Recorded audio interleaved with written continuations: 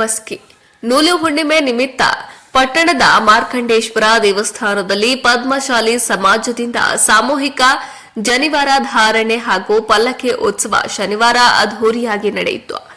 ಪಟ್ಟಣದ ಮಾರ್ಕಂಡೇಶ್ವರ ದೇವಸ್ಥಾನದಲ್ಲಿ ಬೆಳಗ್ಗೆ ಮಾರ್ಕಂಡೇಶ್ವರ ವಿಗ್ರಹಕ್ಕೆ ವಿಶೇಷ ಪೂಜೆ ಹೋಮ ಸೇರಿ ವಿವಿಧ ಧಾರ್ಮಿಕ ಪೂಜಾ ಕಾರ್ಯಕ್ರಮಗಳು ನಡೆದವು. ರಾಘವೇಂದ್ರ ಆಚಾರ್ಯ ಅವರ ನೇತೃತ್ವದಲ್ಲಿ ನಡೆದ ಸಾಮೂಹಿಕ ಜನಿವಾರ ಧಾರಣೆ ಕಾರ್ಯಕ್ರಮದಲ್ಲಿ ಪದ್ಮಶಾಲಿ ನೇಕಾರ ಸಮಾಜದ ಮುಖಂಡರು, ಯುವಕರು ಹಾಗೂ ಮಕ್ಕಳು ಪಾಲ್ಗೊಂಡಿದ್ರು.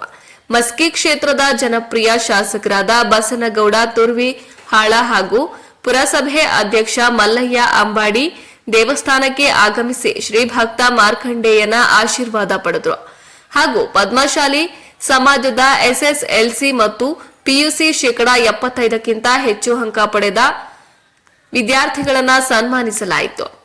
ಸಂಜೆ ಡೊಳ್ಳು ಕುಣಿತ, ವಾದ್ಯ ಮೇಳ ಹಾಗೂ ಮಹಿಳೆಯರ ಕಳಸದೊಂದಿಗೆ ಆರಂಭವಾದ ಶ್ರೀ ಮಾರ್ಕಂಡೇಶ್ವರ ದೇವರ 54ನೇ ವರ್ಷದ ಪಲ್ಲಕ್ಕಿ ಮೆರವಣಿಗೆಯು ಸಂತೆ ಬಜಾರ್, ಕಟ್ಟಿರ್ಗಮ್ಮನ ಗುಡಿ ಮೇನ್ ಬಜಾರ್ ಮೂಲಕ ತೇರಿನ ಹತ್ತಿರದ ಮಲ್ಲಿಕಾರ್ಜುನ ದೇವಸ್ಥಾನಕ್ಕೆ ತಲುಪಿತು.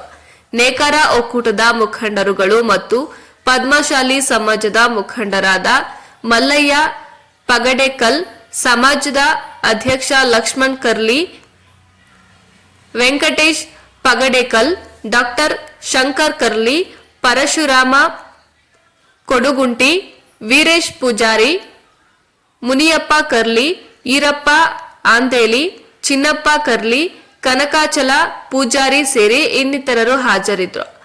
ವರದಿ ವಿರೂಪಾಕ್ಷಯ್ಯ ಸ್ವಾಮಿ, ಸಾಲಿಮಠ, ಅಂತರಗಂಗೆ, ಪ್ರಜಾಪವರ್, ಮಸ್ಕಿ.